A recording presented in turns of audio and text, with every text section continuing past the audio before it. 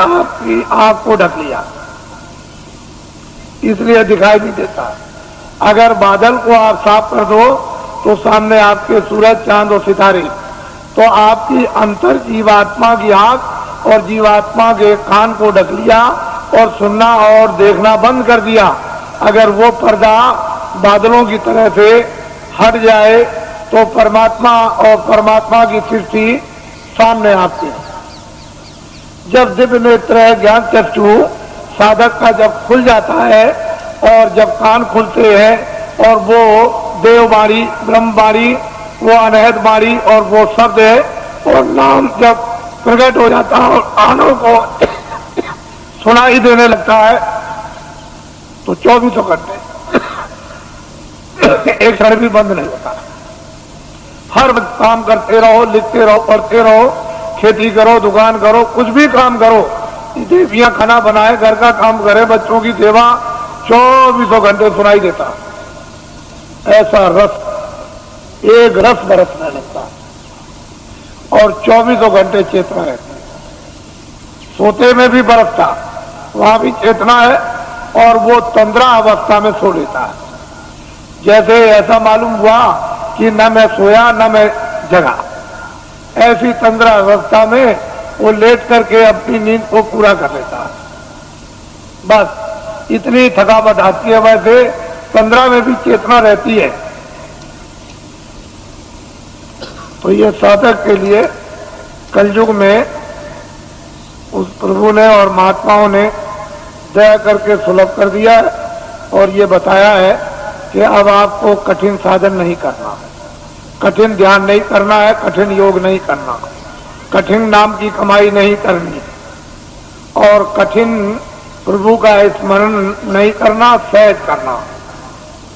और सहज ही से तुम नाम पर सवार हो जाओ। नाम एक रेलगाड़ी, हवाई जहाज है और वो इतनी तेज रफ्तार से आता और जाता है कि इसकी कोई कल्पना लेखे जोखे में किसी तरह गणित में नहीं कर सकता। इतनी उसकी तेज रफ्तार है और बिजली का भी, समुद्र की लहरों का भी प्रमाण नहीं दिया सकता, इतनी तेज रफ्तार उसके आने जाने की है। ऐसी चीज निर्धारित अनाथ काल से उस मालिक ने तैयार कर रखी है। लेकिन अब जब भेद मिल जाए, युक्ति मिल जाए और उस पर जीवात्माओं को सवार कर दिया जाए तो वो चेतन है। वहां तेल पानी की जरूरत नहीं, वो तो चेतन है, जड़ नहीं है कि जड़ को तेल पानी मिले। चेतन ही चेतन है, न तेल पानी, न आगे की जरूरत, न वहां हवा की जरूरत। वो तो चेतन ही चेतन है और जीवात्मा भी चेतन है। तो असल में यह है कि शरीर में एक तो गुदास्था, दूसरा इंद्रिय, तीसरा नाभि कमल, चौथा ये हृदय द्वार और पांचवा ये कंठ। जरा ध्यान देना। छठा ये है ये भ्रिकुटी विलास आज्ञा चक्र, ये जीवात्मा बैठी है। गुदा चक्र पर गणेश जी का वास, इंद्रिय द्वार पर ब्रह्मा और सावित्री का वास, नाभि कमल में विष्णु और लक्ष्मी का वास और हृदय कमल में शिव और पार्वती का वास और यहाँ कंठ में जो है वो आद्या महाशक्ति का वास और यहाँ स्वयं दोनों आंखों के मध्यभाग में जीवात्मा बैठी है।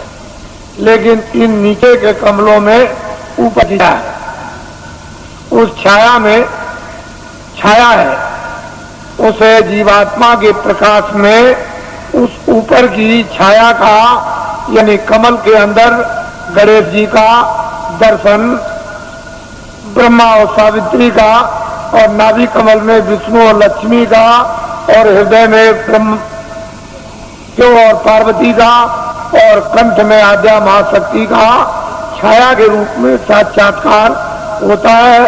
सही रूप नहीं, वो तो उनका रूप तो ऊपर सही है, लेकिन शरीर में कमलों में छाया पड़ी हुई है और सूर्य के जीवात्मा के प्रकाश में वो छाया दिखाई देती है।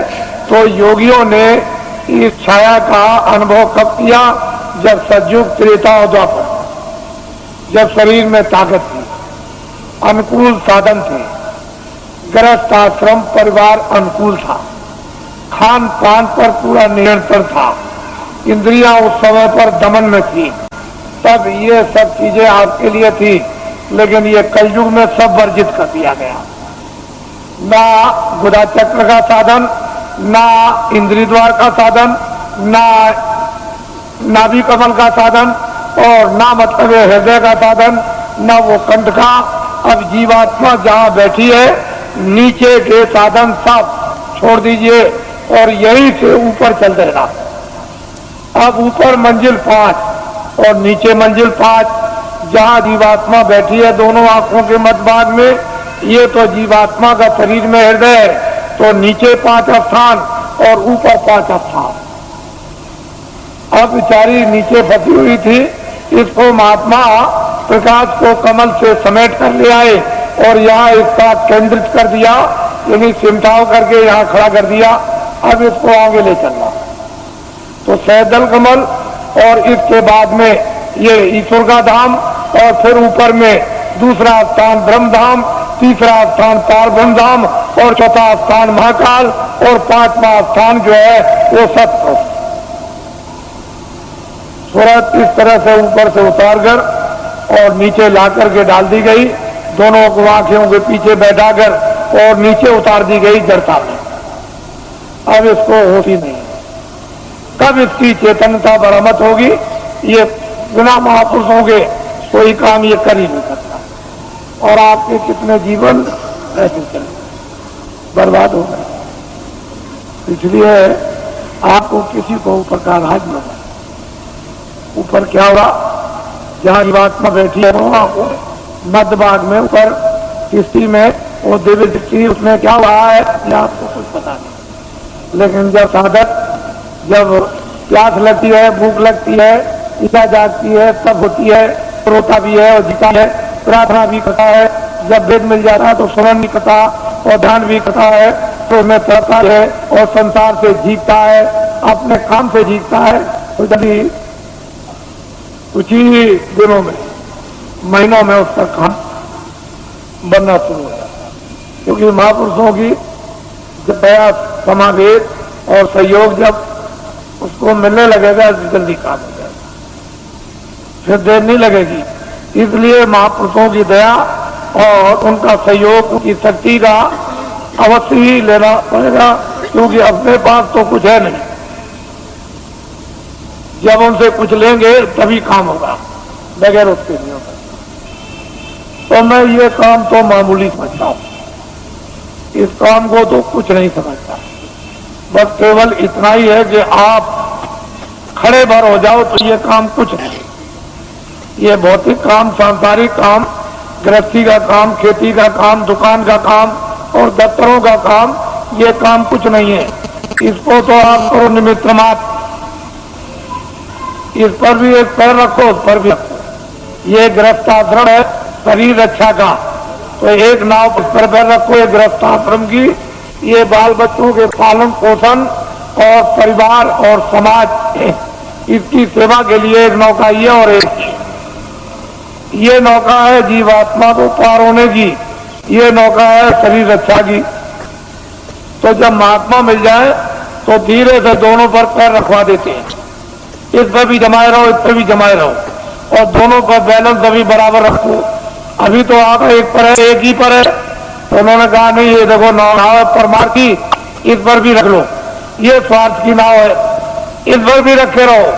इस पर तो धीरे धीरे अपने उपदेश के द्वारा और दया के द्वारा और शक्ति के द्वारा धीरे धीरे वो जो स्वार्थ की नाव है सांसारिक, उसका जरा सा पैर का हल्कापन और परमार्थ पर जरा वजन ला दिया, बस आपकी स्वाभाविक गिरा होने लगी। इच्छा इन इच्छा नहीं, अरुचि होने लगी, तो धीरे धीरे धीरे धीरे उस पर जमा होने लगा। शरीर की ताकत का एक पर जमा हो। अब वो इस तरह का आपका हो जाएगा कि इस पर तो जमा हो गया और ये निमित्त मात्र रह गई। बस जब तक रहो तब तक ये निमित्त मात्र बस हंस लीजिए। तो ये अंदर में उस पर जमाव कर लो और ये तुम्हारा इसको बिगाड़ना नहीं। तो इसलिए हमने तो कोई ऐसा काम रखा नहीं है कि आपको गृहस्थ आश्रम का कोई काम बंद करना है। कपड़े पहनो, खाना खाओ, खेती करो, दुकान करो, दफ्तर करो, बच्चों की सेवा करो, आए गए का सत्कार करो, और जो सी रस्म रवाज उसको भी करो, ये सब करो। हमने सब प्रकार रखे।